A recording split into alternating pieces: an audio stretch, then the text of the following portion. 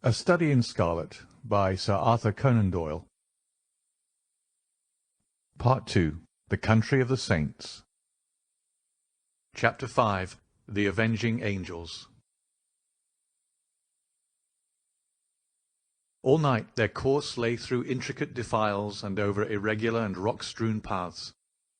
More than once they lost their way, but Hope's intimate knowledge of the mountains enabled them to regain the track once more.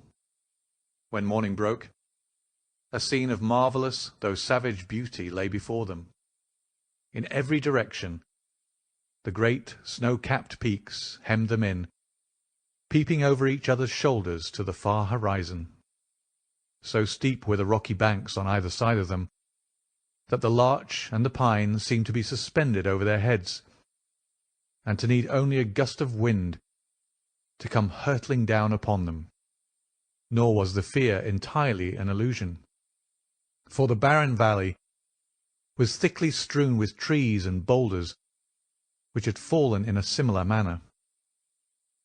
Even as they passed, a great rock came thundering down with a hoarse rattle which woke the echoes in the silent gorges and startled the weary horses into a gallop. As the sun rose slowly above the eastern horizon, the caps of the great mountains lit up one after the other, like lamps at a festival, until they were all ruddy and glowing. The magnificent spectacle cheered the hearts of the three fugitives, and gave them fresh energy. At a wild torrent which swept out of a ravine, they called a halt and watered their horses, while they partook of a hasty breakfast. Lucy and her father would fain have rested longer, but Jefferson Hope was inexorable. "They will be upon our track by this time," he said. "Everything depends upon our speed. Once safe in Carson, we may rest for the remainder of our lives." During the whole of that day they struggled on through the defiles, and by evening they calculated that they were more than 30 miles from their enemies. At night time they chose the base of a beetling crag, where the rocks offered some protection from the chill wind, and there, huddled together for warmth, they enjoyed a few hours' sleep. Before daybreak, however, they were up and on their way once more. They had seen no signs of any pursuers, and Jefferson Hope began to think that they were fairly out of reach of the terrible organization whose enmity they had incurred. He little knew how far that iron grasp could reach, or how soon it was to close upon them and crush them. About the middle of the second day of their flight, their scanty store of provisions began to run out. This gave the hunter little uneasiness, however, for there was game to be had among the mountains, and he had frequently before had to depend upon his rifle for the needs of life. Choosing a sheltered nook, he piled together a few dried branches, and made a blazing fire, at which his companions might warm themselves, for they were now nearly 5,000 feet above sea level, and the air was bitter and keen. Having tethered the horses and bade Lucy adieu, he threw his gun over his shoulder and set out in search of whatever chance might throw in his way. Looking back, he saw the old man and the young girl crouching over the blazing fire, while the three animals stood motionless in the background. Then the intervening rocks hid them from his view. He walked for a couple of miles through one ravine after another without success, though from the marks upon the bark of the trees and other indications he judged that there were numerous bears in the vicinity.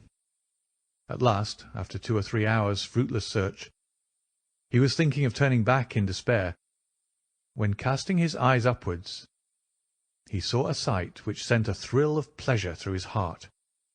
On the edge of a jutting pinnacle, 300 or 400 feet above him, there stood a creature somewhat resembling a sheep in appearance, but armed with a pair of gigantic horns.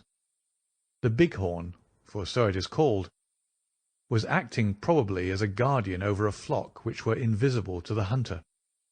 But fortunately it was heading in the opposite direction, and had not perceived him. Lying on his face, he rested his rifle upon a rock, and took a long and steady aim before drawing the trigger. The animal sprang into the air, tottered for a moment upon the edge of the precipice, and then came crashing down into the valley beneath. The creature was too unwieldy to lift, so the hunter contented himself with cutting away one haunch and part of the flank. With his trophy over his shoulder, he hastened to retrace his steps, for the evening was already drawing in. He had hardly started, however, before he realized the difficulty which faced him. In his eagerness he had wandered far past the ravines which were known to him, and it was no easy matter to pick out the path which he had taken. The valley in which he found himself divided and subdivided into many gorges, which were so like each other that it was impossible to distinguish one from the other. He followed one for a mile or more until he came to a mountain torrent, which he was sure that he had never seen before. Convinced that he had taken the wrong turn, he tried another, but with the same result. Night was coming on rapidly, and it was almost dark before he at last found himself in a defile which was familiar to him. Even then, it was no easy matter to keep to the right track, for the moon had not yet risen, and the high cliffs on either side made the obscurity more profound.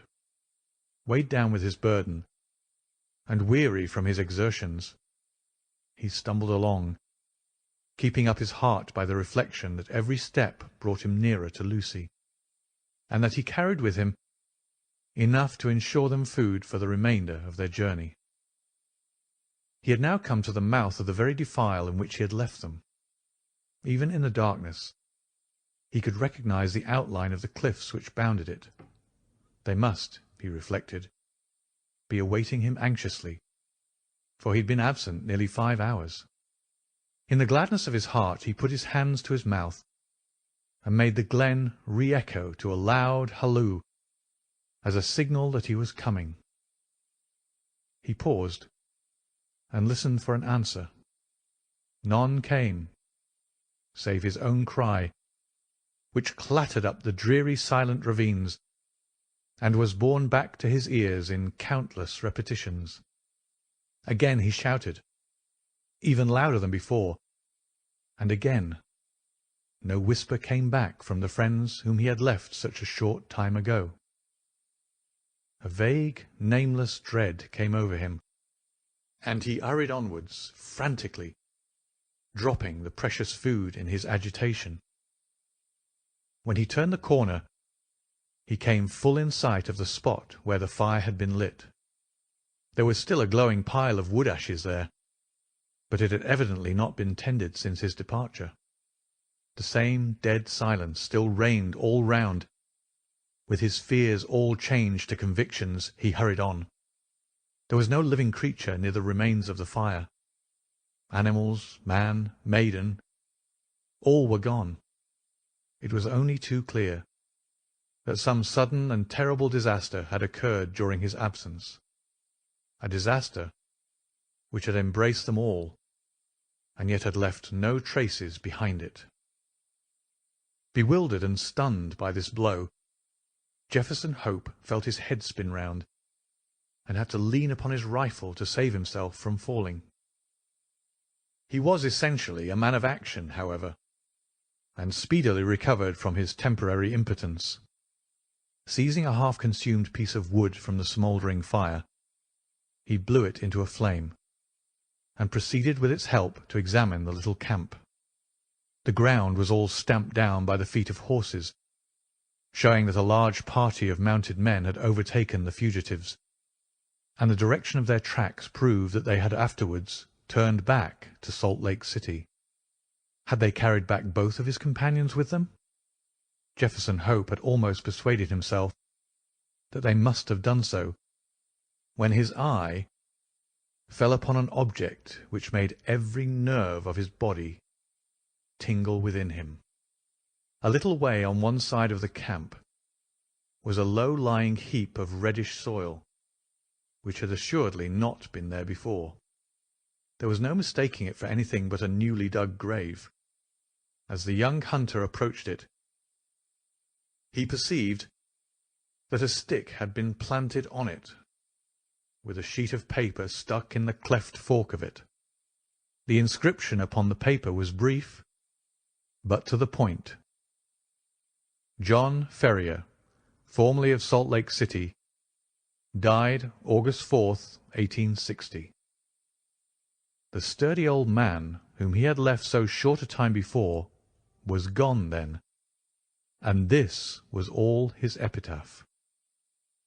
Jefferson Hope looked wildly round to see if there was a second grave, but there was no sign of one. Lucy had been carried back by their terrible pursuers to fulfil her original destiny by becoming one of the harem of the elder's son. As the young fellow realized the certainty of her fate, and his own powerlessness to prevent it, he wished that he too was lying with the old farmer in his last silent resting-place. Again, however, his active spirit shook off the lethargy which springs from despair. If there was nothing else left to him, he could at least devote his life to revenge. With indomitable patience and perseverance, Jefferson Hope possessed also a power of sustained vindictiveness, which he may have learned from the Indians amongst whom he had lived. As he stood by the desolate fire, he felt that the only one thing which could assuage his grief would be thorough and complete retribution brought by his own hand upon his enemies. His strong will and untiring energy should, he determined, be devoted to that one end. With a grim white face, he retraced his steps to where he had dropped the food, and having stirred up the smouldering fire, he cooked enough to last him for a few days. This he made up into a bundle, and tired as he was, he set himself to walk back through the mountains upon the track of the avenging angels. For 5 days he toiled footsore and weary through the defiles which he had already traversed on horseback. At night he flung himself down among the rocks, and snatched a few hours of sleep. But before daybreak he was always well on his way. On the 6th day he reached the Eagle Canyon, from which they had commenced their ill-fated flight. Thence he could look down upon the home of the saints. Worn and exhausted, he leaned upon his rifle and shook his gaunt hand fiercely at the silent, widespread city beneath him. As he looked at it, he observed that there were flags in some of the principal streets, and other signs of festivity. He was still speculating as to what this might mean, when he heard the clatter of horses' hoofs, and saw a mounted man riding towards him. As he approached, he recognized him as a Mormon named Cowper, to whom he had rendered services at different times. He therefore accosted him when he got up to him, with the object of finding out what Lucy Ferrier's fate had been. "I am Jefferson Hope," he said. "You remember me?" The Mormon looked at him with undisguised astonishment. Indeed, it was difficult to recognize in this tattered, unkempt wanderer, with ghastly white face and fierce, wild eyes, the spruce young hunter of former days. Having, however, at last satisfied himself as to his identity, the man's surprise changed to consternation. "You are mad to come here," he cried. "It is as much as my own life is worth to be seen talking with you. There is a warrant against you from the Holy Four for assisting the Ferriers away." "I don't fear them or their warrant," Hope said earnestly. "You must know something of this matter, Cowper. I conjure you by everything you hold dear to answer a few questions. We have always been friends. For God's sake, don't refuse to answer me." "What is it?" the Mormon asked uneasily. "Be quick.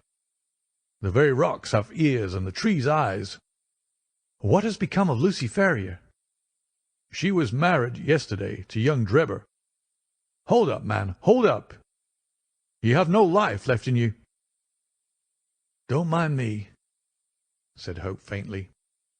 He was white to the very lips, and had sunk down on the stone against which he had been leaning. "Married, you say?" "Married yesterday. That's what those flags are for on the endowment house. There was some words between young Drebber and young Stangerson as to which was to have her. They'd both been in the party that followed them, and Stangerson had shot her father, which seemed to give him the best claim. But when they argued it out in council, Drebber's party was the stronger, so the prophet gave her over to him. No one won't have her very long, though, for I saw death in her face yesterday. She is more like a ghost than a woman. Are you off, then?" "Yes, I am off," said Jefferson Hope, who had risen from his seat. His face might have been chiselled out of marble, so hard and set was its expression, while its eyes glowed with a baleful light. "Where are you going?" "Never mind," he answered, and slinging his weapon over his shoulder, strode off down the gorge, and so away, into the heart of the mountains to the haunts of the wild beasts. Amongst them all there was none so fierce and so dangerous as himself. The prediction of the Mormon was only too well fulfilled. Whether it was the terrible death of her father, or the effects of the hateful marriage into which she had been forced, poor Lucy never held up her head again, but pined away and died within a month. Her sottish husband, who had married her principally for the sake of John Ferrier's property, did not affect any great grief at his bereavement, but his other wives mourned over her, and sat up with her the night before the burial, as is the Mormon custom. They were grouped round the bier in the early hours of the morning, when, to their inexpressible fear and astonishment, the door was flung open, and a savage-looking, weather-beaten man in tattered garments strode into the room. Without a glance or a word to the cowering women, he walked up to the white, silent figure which had once contained the pure soul of Lucy Ferrier. Stooping over her, he pressed his lips reverently to her cold forehead, and then, snatching up her hand, he took the wedding ring from her finger. "She shall not be buried in that," he cried with a fierce snarl, and before an alarm could be raised, sprang down the stairs and was gone. So strange and so brief was the episode that the watchers might have found it hard to believe it themselves, or persuade other people of it, had it not been for the undeniable fact that the circlet of gold which marked her as having been a bride had disappeared. For some months Jefferson Hope lingered among the mountains, leading a strange, wild life, and nursing in his heart the fierce desire for vengeance which possessed him. Tales were told in the city of the weird figure which was seen prowling about the suburbs, and which haunted the lonely mountain gorges. Once a bullet whistled through Stangerson's window, and flattened itself upon the wall within a foot of him. On another occasion, as Drebber passed under a cliff, a great boulder crashed down on him, and he only escaped a terrible death by throwing himself upon his face. The two young Mormons were not long in discovering the reason of these attempts upon their lives, and led repeated expeditions into the mountains, in the hope of capturing or killing their enemy, but always without success. Then they adopted the precaution of never going out alone or after nightfall, and of having their houses guarded. After a time, They were able to relax these measures, for nothing was either heard or seen of their opponent, and they hoped that time had cooled his vindictiveness. Far from doing so. It had, if anything, augmented it. The hunter's mind was of a hard, unyielding nature, and the predominant idea of revenge had taken such complete possession of it that there was no room for any other emotion. He was, however, above all things practical. He soon realized that even his iron constitution could not stand the incessant strain which he was putting upon it. Exposure and want of wholesome food were wearing him out. If he died like a dog among the mountains, what was to become of his revenge then? And yet such a death was sure to overtake him if he persisted. He felt that that was to play his enemy's game. So he reluctantly returned to the old Nevada mines, there to recruit his health and to amass money enough to allow him to pursue his object without privation. His intention had been to be absent a year at the most, but a combination of unforeseen circumstances prevented his leaving the mines for nearly 5. At the end of that time, however, his memory of his wrongs and his craving for revenge were quite as keen as on that memorable night when he had stood by John Ferrier's grave. Disguised, and under an assumed name, he returned to Salt Lake City, careless what became of his own life, as long as he obtained what he knew to be justice. There he found evil tidings awaiting him. There had been a schism among the chosen people. A few months before, some of the younger members of the church, having rebelled against the authority of the elders, and the result had been the secession of a certain number of the malcontents, who had left Utah and become Gentiles. Among these had been Drebber and Stangerson, and no one knew whither they had gone. Rumour reported that Drebber had managed to convert a large part of his property into money, and that he had departed a wealthy man, while his companion, Stangerson, was comparatively poor. There was no clue at all, however, as to their whereabouts. Many a man, however vindictive, would have abandoned all thought of revenge in the face of such a difficulty. But Jefferson Hope never faltered for a moment. With the small competence he possessed, eked out by such employment as he could pick up, he travelled from town to town through the United States in quest of his enemies. Year passed into year. His black hair turned grizzled, but still he wandered on, a human bloodhound, with his mind wholly set upon the one object upon which he had devoted his life. At last, his perseverance was rewarded. It was but a glance of a face in a window, but that one glance told him that Cleveland in Ohio possessed the men whom he was in pursuit of. He returned to his miserable lodgings with his plan of vengeance all arranged. It chanced, however, that Drebber, looking from his window, had recognized the vagrant in the street, and had read murder in his eyes. He hurried before a justice of the peace, accompanied by Stangerson, who had become his private secretary, and represented to him that they were in danger of their lives from the jealousy and hatred of an old rival. That evening Jefferson Hope was taken into custody, and not being able to find sureties, was detained for some weeks. When at last he was liberated, it was only to find that Drebber's house was deserted, and that he and his secretary had departed for Europe. Again the avenger had been foiled, and again his concentrated hatred urged him to continue the pursuit. Funds were wanting, however, and for some time he had to return to work, saving every dollar for his approaching journey. At last, having collected enough to keep life in him, he departed for Europe, and tracked his enemies from city to city, working his way in any menial capacity, but never overtaking the fugitives. When he reached St. Petersburg, they had departed for Paris, and when he followed them there, he learned that they had just set off for Copenhagen.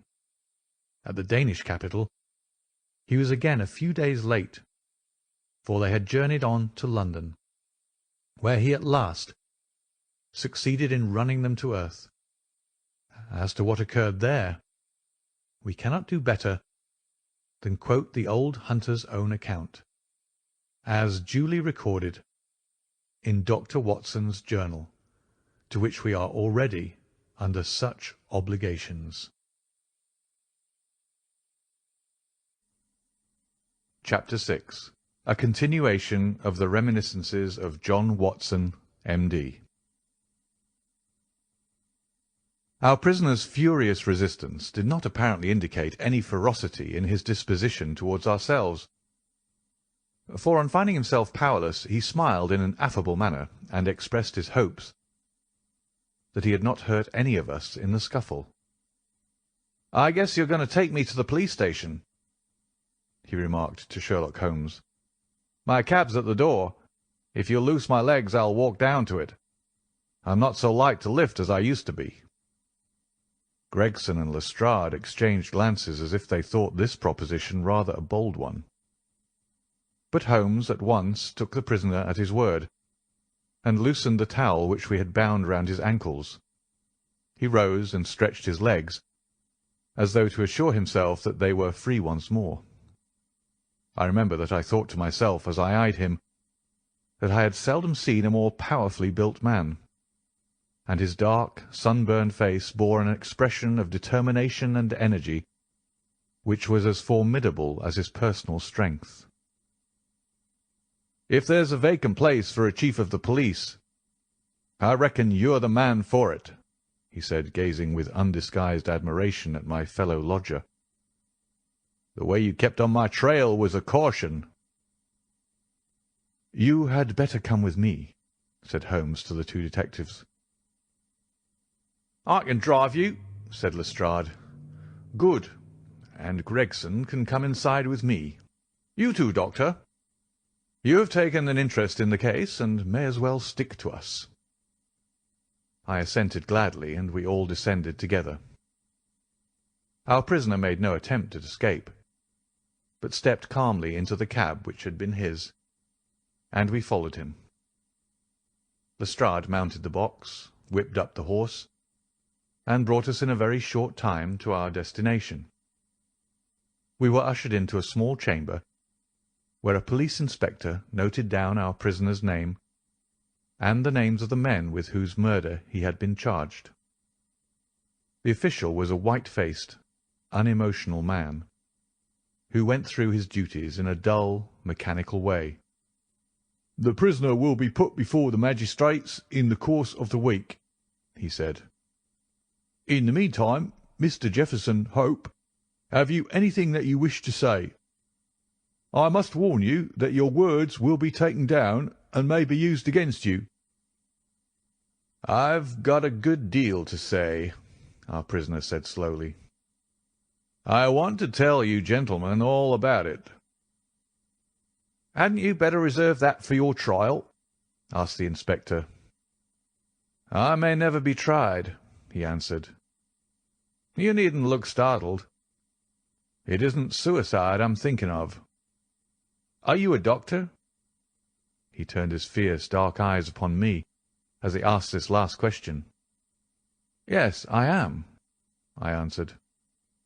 "Then put your hand here," he said with a smile, motioning with his manacled wrist towards his chest. I did so, and became at once conscious of an extraordinary throbbing and commotion which was going on inside. The walls of his chest seemed to thrill and quiver, as a frail building would do inside when some powerful engine was at work. In the silence of the room I could hear a dull humming and buzzing noise which proceeded from the same source. "Why," I cried, "you have an aortic aneurysm." "That's what they call it," he said placidly. "I went to a doctor last week about it, and he told me that it is bound to burst before many days passed. It's been getting worse for years. I got it from overexposure and underfeeding among the Salt Lake Mountains. I've done my work now, and I don't care how soon I go. But I should like to leave some account of the business behind me. I don't want to be remembered as a common cutthroat." The inspector and the two detectives had a hurried discussion as to the advisability of allowing him to tell his story. "Do you consider, Doctor, that there is immediate danger?" the former asked. "Most certainly there is," I answered. "In that case it is clearly our duty, in the interest of justice, to take his statement," said the inspector. "You are at liberty, sir, to give your account, which I again warn you will be taken down." "I'll sit down, with your leave," the prisoner said, suiting the action to the word. "This aneurysm of mine makes me easily tired, and the tussle we had half an hour ago has not mended matters. I'm on the brink of the grave, and I'm not likely to lie to you. Every word I say is the absolute truth, and how you use it is a matter of no consequence to me." With these words, Jefferson Hope leaned back in his chair and began the following remarkable statement. He spoke in a calm and methodical manner, as though the events which he narrated were commonplace enough.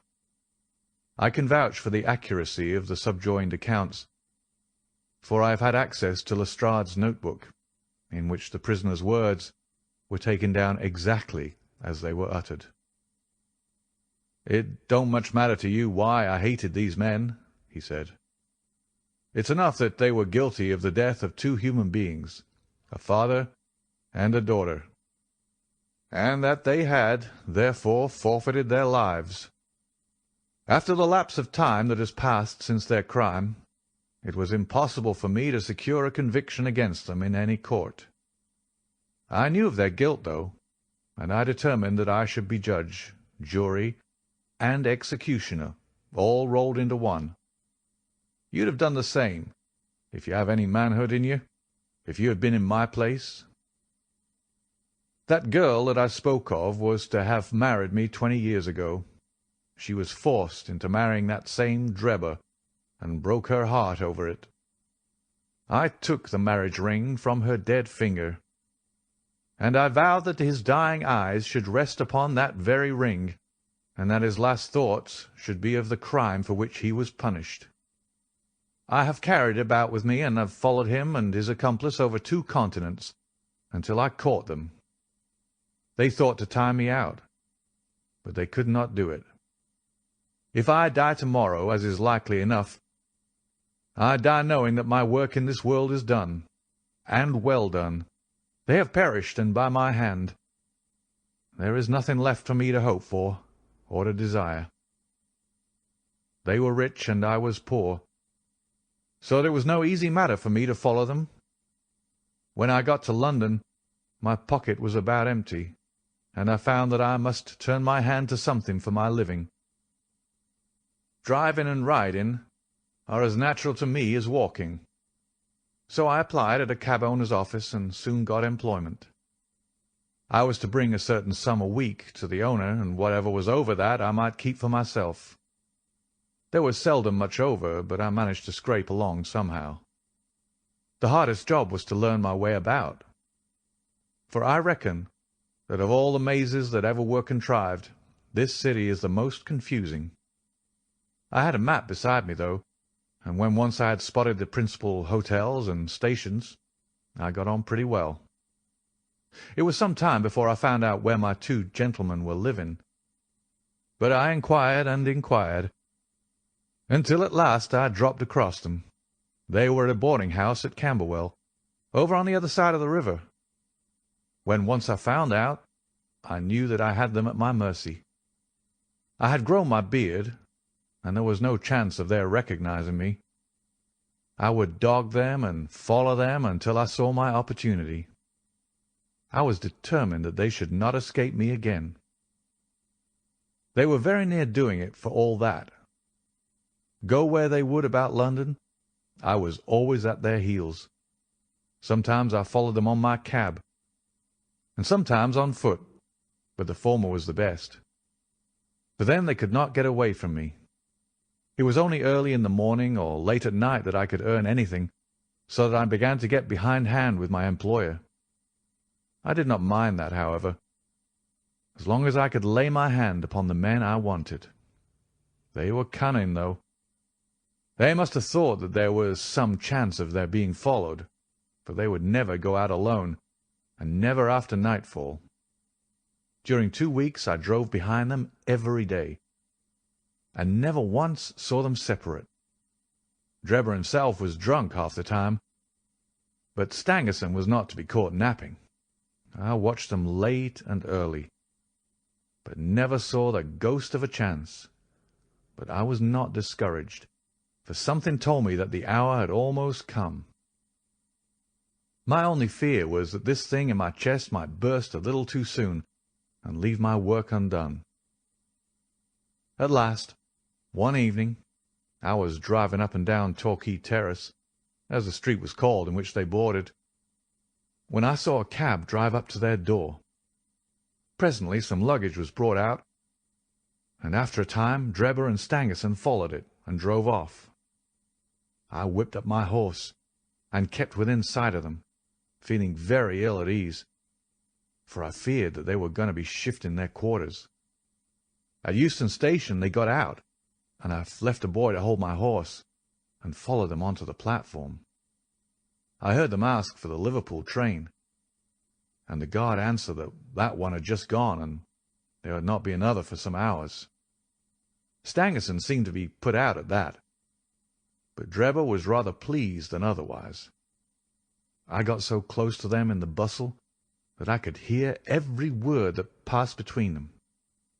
Drebber said that he had a little business of his own to do, and that if the other would wait for him, he would soon rejoin him. His companion remonstrated with him, and reminded him that they had resolved to stick together. Drebber answered that the matter was a delicate one, and that he must go alone. I couldn't catch what Stangerson said to that, but the other burst out swearing and reminded him that he was nothing more than his paid servant, and he must not presume to dictate to him. On that the secretary gave it up as a bad job, and simply bargained with him that if he missed the last train, he should rejoin him at Halliday's private hotel, to which Drebber answered that he would be back on the platform before 11, and made his way out of the station. The moment for which I had waited so long had at last come. I had my enemies within my power. Together they could protect each other, but singly they were at my mercy. I did not act, however, with undue precipitation. My plans were already formed. There is no satisfaction in vengeance, unless the offender has time to realize who it is that strikes him, and why retribution has come upon him. I had my plans arranged by which I should have the opportunity of making the man who had wronged me understand that his old sin had found him out. It chanced that some days before, a gentleman who had been engaged in looking over some houses in the Brixton road had dropped the key of one of them in my carriage. It was claimed that same evening, and returned, but in the interval I had taken a moulding of it, and had a duplicate constructed. By means of this I had access to at least one spot in this great city where I could rely upon being free from interruption. How to get Drebber to that house was the difficult problem which I now had to solve. He walked down the road, and went into one or two liquor shops, staying for nearly half an hour in the last of them. When he came out he staggered in his walk, and was evidently pretty well on. There was a hansom just in front of me, and he hailed it. I followed it so close that the nose of my horse was within a yard of his driver the whole way. We rattled across Waterloo Bridge, and through miles of streets, until, to my astonishment, we found ourselves back in the terrace in which he had boarded. I could not imagine what his intention was in returning there, but I went on and pulled up my cab 100 yards or so from the house. He entered it, and his hansom drove away. "Give me a glass of water, if you please. My mouth gets dry with the talking." I handed him the glass, and he drank it down. "That's better," he said. Well, I waited for a quarter of an hour or more, when suddenly there came a noise like people struggling inside the house. Next moment the door was flung open, and 2 men appeared, one of whom was Drebber, and the other was a young chap whom I had never seen before. This fellow had Drebber by the collar, and when they came to the head of the steps, he gave him a shove and a kick which sent him half across the road. "You hound!" he cried, shaking his stick at him. "I'll teach you to insult an honest girl." He was so hot that I think he should have thrashed Drebber with his cudgel, only that the cur staggered away down the road as fast as his legs could carry him. He ran as far as the corner, and then, seeing my cab, he hailed me and jumped in. "Drive me to Holliday's private hotel," said he. When I had him fairly inside my cab, my heart jumped so with joy that I feared lest at this last moment my aneurism might go wrong. I drove along slowly, weighing in my own mind what it was best to do. I might take him right out into the country, and there, in some deserted lane, have my last interview with him. I had almost decided upon this, when he solved the problem for me. The craze for drink had seized him again, and he ordered me to pull up outside a gin palace. He went in, leaving word that I should wait for him.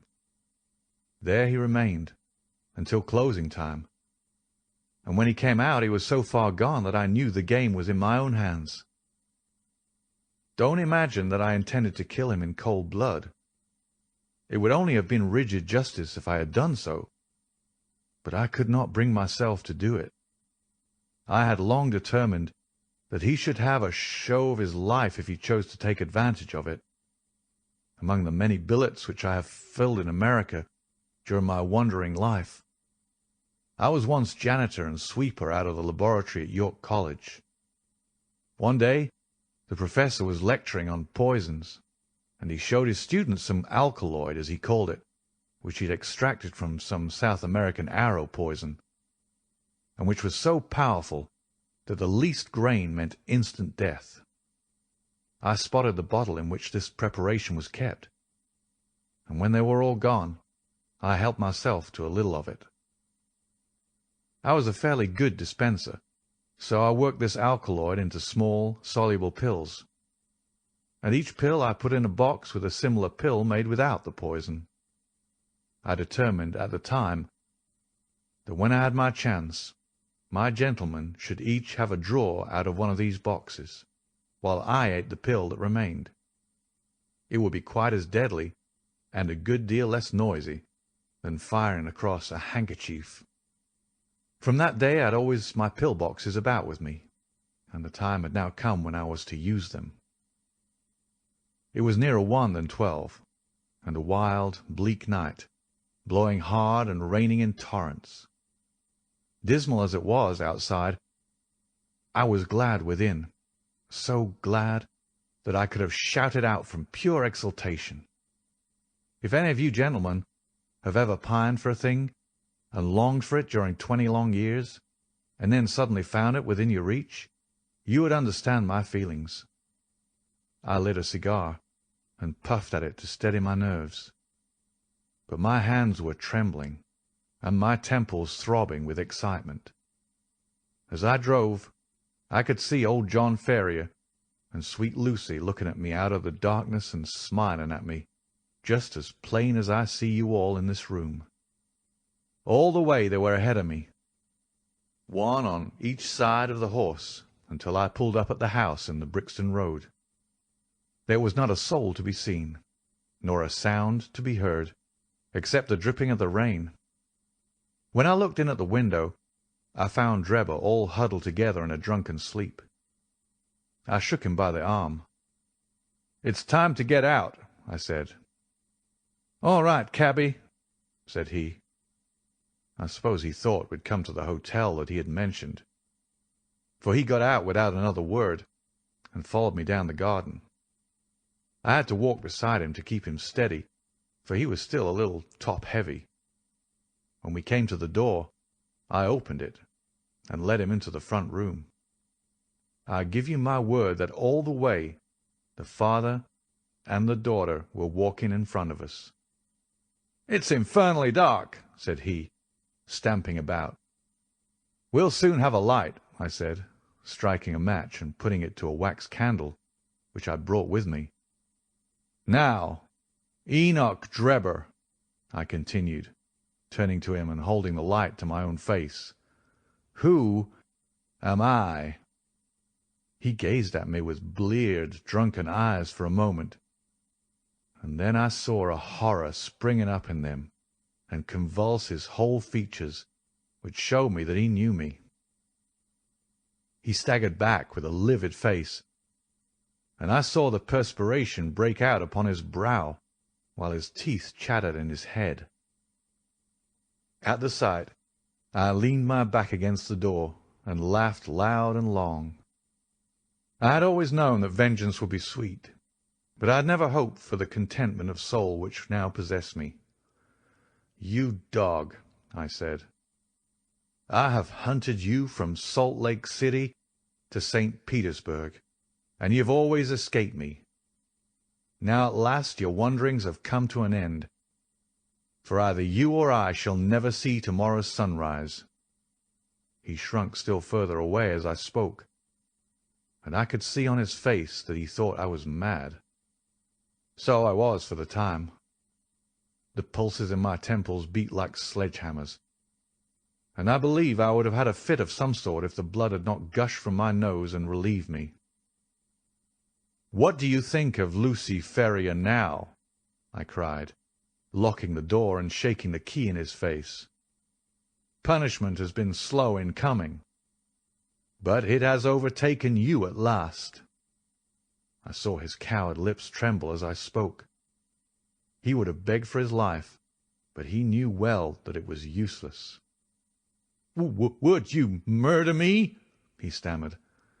"There is no murder," I answered. "Who talks of murdering a mad dog? What mercy had you upon my poor darling when you dragged her from her slaughtered father and bore her away to your accursed and shameless harem?" "It was not I who killed her father," he cried. "But it was you who broke her innocent heart," I shrieked, thrusting the door before him. "Let the high God judge between us. Choose and eat. There is death in one and life in the other. I shall take what you leave. Let us see if there is justice upon the earth, or if we are ruled by chance."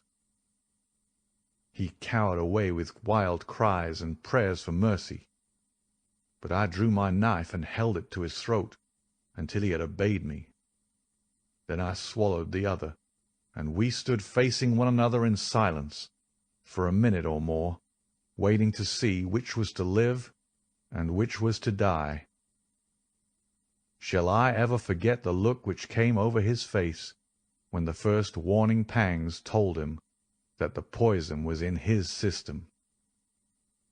I laughed as I saw it, and held Lucy's marriage ring in front of his eyes. It was but for a moment, for the action of the alkaloid is rapid. A spasm of pain contorted his features. He threw his hands out in front of him, staggered, and then, with a hoarse cry, fell heavily upon the floor. I turned him over with my foot and placed my hand upon his heart. There was no movement. He was dead. The blood had been streaming from my nose, but I had taken no notice of it. I don't know what it was that put it into my head to write upon the wall with it. Perhaps it was some mischievous idea of setting the police upon a wrong track, for I felt light-hearted and cheerful. I remembered a German being found in New York with RACHE written up above him. and it was argued at the time in the newspapers that the secret societies must have done it. I guessed that what puzzled the New Yorkers would puzzle the Londoners. So I dipped my finger in my own blood and printed it on a convenient place on the wall. Then I walked down to my cab and found that there was nobody about, and that the night was still very wild. I had driven some distance when I put my hand into the pocket in which I usually kept Lucy's ring, and found that it was not there. I was thunderstruck at this, for it was the only memento that I had of her. Thinking that I might have dropped it when I stooped over Drebber's body, I drove back, and leaving my cab in a side street, I went boldly up to the house, for I was ready to dare anything, rather than lose the ring. When I arrived there, I walked right into the arms of a police officer who was coming out, and only managed to disarm his suspicions by pretending to be hopelessly drunk. That was how Enoch Drebber came to his end. All I had to do then was to do as much for Stangerson, and so pay off John Ferrier's debt. I knew that he was staying at Halliday's private hotel, and I hung about all day, but he never came out. I fancy that he suspected something when Drebber failed to put in an appearance. He was cunning, was Stangerson, and always on his guard. If he thought he could keep me off by staying indoors, he was very much mistaken. I soon found out which was the window of his bedroom, and early next morning I took advantage of some ladders which were lying in the lane behind the hotel, and so made my way into his room in the grey of the dawn. I woke him up and told him that the hour had come when he was to answer for the life he had taken so long before. I described Drebber's death to him, and I gave him the same choice of the poisoned pills. Instead of grasping at the chance of safety which that offered him, he sprang from his bed and flew at my throat. In self-defence I stabbed him to the heart. It would have been the same in any case, for Providence would never have allowed his guilty hand to pick out anything but the poison. I have little more to say, and it's as well, for I'm about done up. I went on cabbing it for a day or so, intending to keep at it until I could save enough to take me back to America. I was standing in the yard when a ragged youngster asked if there was a cabby there called Jefferson Hope, and said that his cab was wanted by a gentleman at 221B Baker Street. I went round, suspecting no harm, and the next thing I knew, this young man here had the bracelets on my wrists, and as neatly snackled as ever I saw in my life. That's the whole of my story, gentlemen. You may consider me to be a murderer, but I hold that I'm just as much an officer of justice as you are. So thrilling had the man's narrative been, and his manner was so impressive, that we had sat silent and absorbed. Even the professional detectives, blasé as they were in every detail of crime, appeared to be keenly interested in the man's story. When he finished, we sat for some minutes in a stillness which was only broken by the scratching of Lestrade's pencil as he gave the finishing touches to his shorthand account. "There is only one point on which I should like a little more information," Sherlock Holmes said at last. "Who was your accomplice, who came for the ring which I advertised?" The prisoner winked at my friend jocosely. "I can tell my own secrets," he said, "but I don't get other people into trouble. I saw your advertisement, and I thought it might be a plant, or it might be the ring which I wanted. My friend volunteered to go and see. I think you'll own he did it smartly." "Not a doubt of that," said Holmes heartily. "Now, gentlemen," the inspector remarked gravely, "the forms of the law must be complied with. On Thursday the prisoner will be brought before the magistrates, and your attendance will be required. Until then I'll be responsible for him, He rang the bell as he spoke, and Jefferson Hope was led off by a couple of warders, while my friend and I made our way out of the station and took a cab back to Baker Street. Chapter 7. The Conclusion.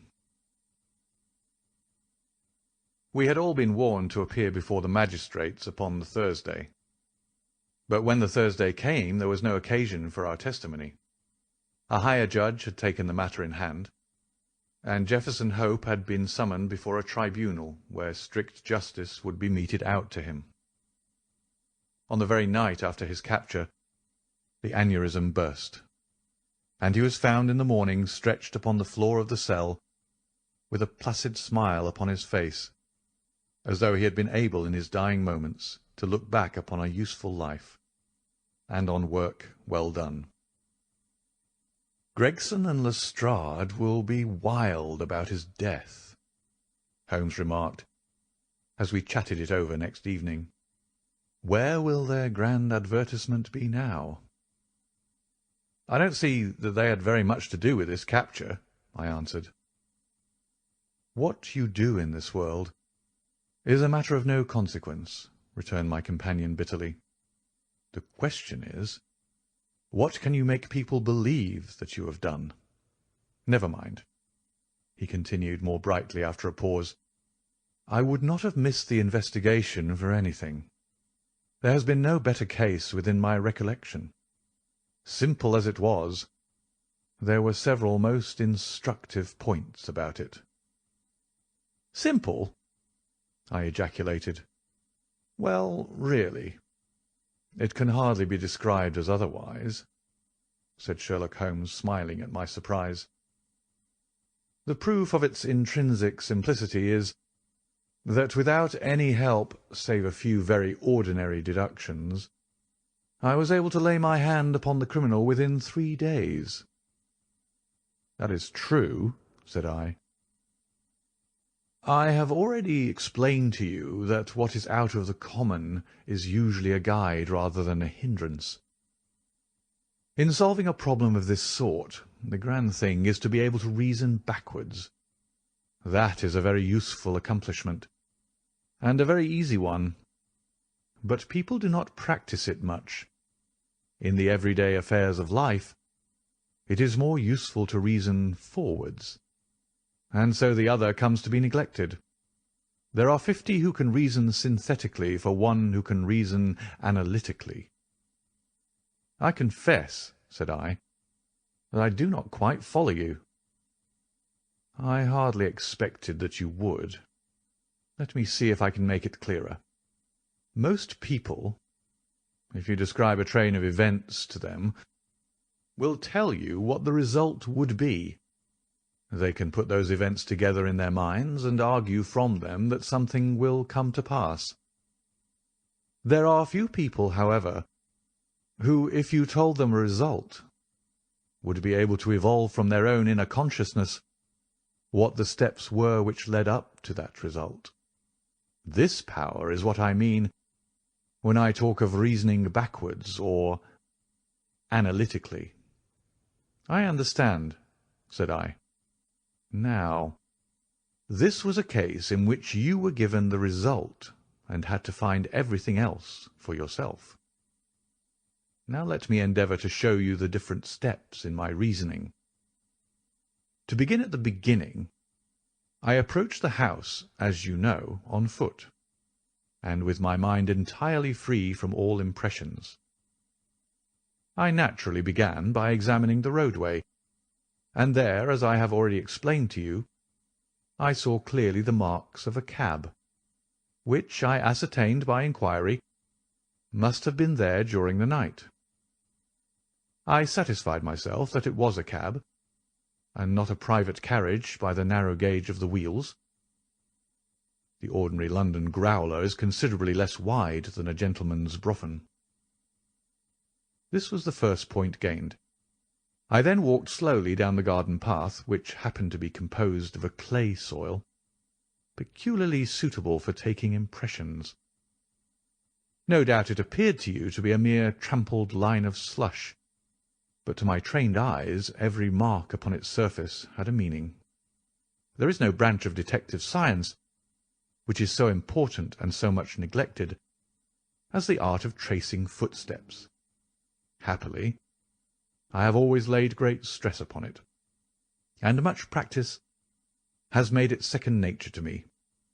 I saw the heavy footmarks of the constables, but I saw also the track of the two men who had first passed through the garden.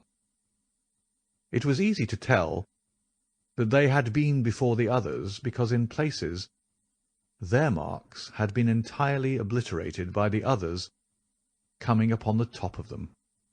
In this way my second link was formed, which told me that the nocturnal visitors were two in number, one remarkable for his height, as I calculated from the length of his stride, and the other fashionably dressed, to judge from the small and elegant impression left by his boots.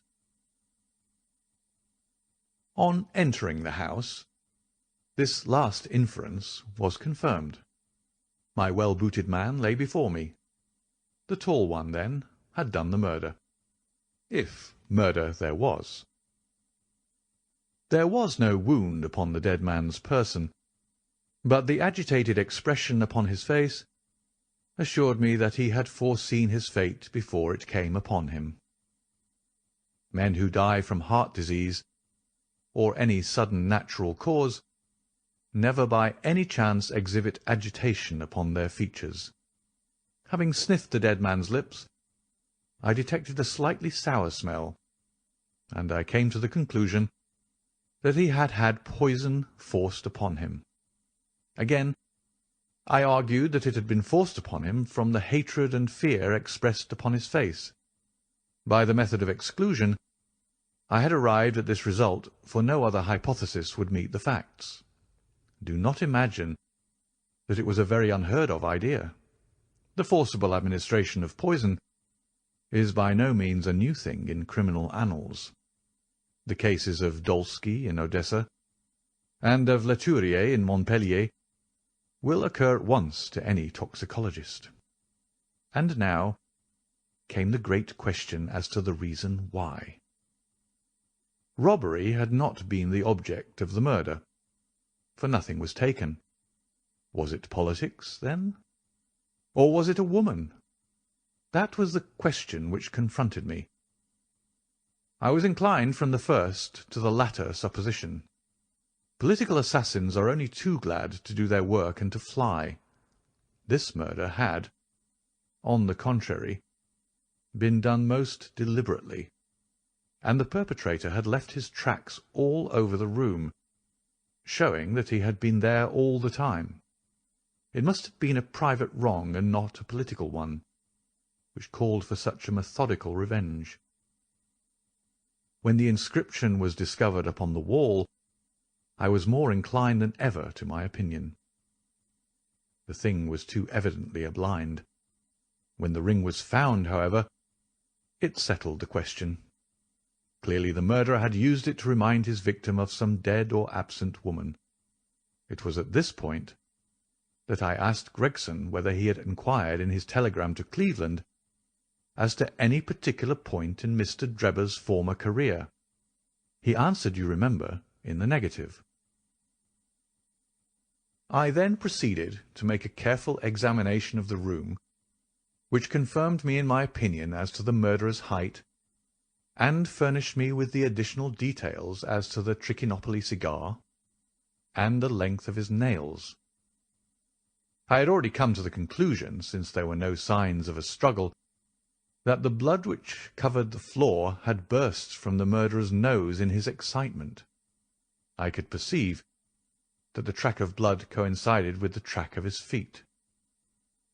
It is seldom that any man, unless he is very full-blooded, breaks out in this way through emotion, so I hazarded the opinion that the criminal was probably a robust and ruddy-faced man. Events proved that I had judged correctly. Having left the house, I proceeded to do what Gregson had neglected. I telegraphed to the head of the people at Cleveland, limiting my inquiry to the circumstances connected with the marriage of Enoch Drebber? The answer was conclusive. It told me that Drebber had already applied for the protection of the law against an old rival in love named Jefferson Hope, and that this same Hope was at present in Europe. I knew now that I held the clue to the mystery in my hand, and all that remained was to secure the murderer. I had already determined in my own mind that the man who had walked into the house with Drebber was none other than the man who had driven the cab. The marks in the road showed me that the horse had wandered on in a way which had been impossible had there been anyone in charge of it. Where, then, could the driver be, unless he were inside the house? Again, it is absurd to suppose that any sane man would carry out a deliberate crime under the very eyes, as it were, of a third person who was sure to betray him. Lastly, supposing one man wished to dog another through London, what better means could he adopt than to turn cab-driver? All these considerations led me to the irresistible conclusion that Jefferson Hope was to be found among the Jarveys of the metropolis. If he had been one, there was no reason to believe that he had ceased to be. On the contrary, from his point of view, any sudden change would be likely to draw attention to himself. He would probably, for a time at least, continue to perform his duties. There was no reason to suppose that he was going under an assumed name. Why should he change his name in a country where no one knew his original one? I therefore organized my street Arab detective corps, and sent them systematically to every cab proprietor in London, until they ferreted out the man that I wanted. How well they succeeded, and how quickly I took advantage of it, are still fresh in your recollection. The murder of Stangerson was an incident which was entirely unexpected, but which could hardly in any case have been prevented. Through it, as you know, I came into possession of the pills, the existence of which I had already surmised. You see, the whole thing is a chain of logical sequences without a break or flaw. "It is wonderful," I cried. "Your merits should be publicly recognized. You should publish an account of the case. If you won't, I will for you." "You may do what you like, Doctor," he answered. "See here," he continued, handing a paper over to me. "Look at this." It was the Echo for the day, and the paragraph to which he pointed was devoted to the case in question. "The public," it said, "have lost a sensational treat through the sudden death of the man Hope, who was suspected of the murder of Mr. Enoch Drebber and of Mr. Joseph Stangerson. The details of the case will probably be never known now, though we are informed upon good authority that the crime was the result of an old-standing and romantic feud, in which love and Mormonism bore a part. It seems that both the victims belonged, in their younger days, to the Latter-day Saints, and Hope, the deceased prisoner, hails also from Salt Lake City. If the case had had no other effect, it at least brings out in the most striking manner the efficiency of our detective police force, and will serve as a lesson to all foreigners that they will do wisely to settle their feuds at home, and not to carry them on to British soil. It is an open secret that the credit of this smart capture belongs entirely to the well-known Scotland Yard officials, Messrs. Lestrade and Gregson. The man was apprehended, it appears, in the rooms of a certain Mr. Sherlock Holmes, who has himself, as an amateur, shown some talent in the detective line, and who, with such instructors, may hope in time to attain to some degree of their skill. It is expected that a testimonial of some sort will be presented to the two officers as a fitting recognition of their services. "Didn't I tell you so when we started?" cried Sherlock Holmes with a laugh. That's the result of all our study in Scarlet. To get them a testimonial." "Never mind," I answered. "I have all the facts in my journal, and the public shall know them. In the meantime, you must make yourself contented by the consciousness of success, like the Roman miser. Populus me sibilat, et mihi plaudo, ipse domi simul, ac numos contemplor in arca." The End of A Study in Scarlet by Sir Arthur Conan Doyle. Read by David Clarke.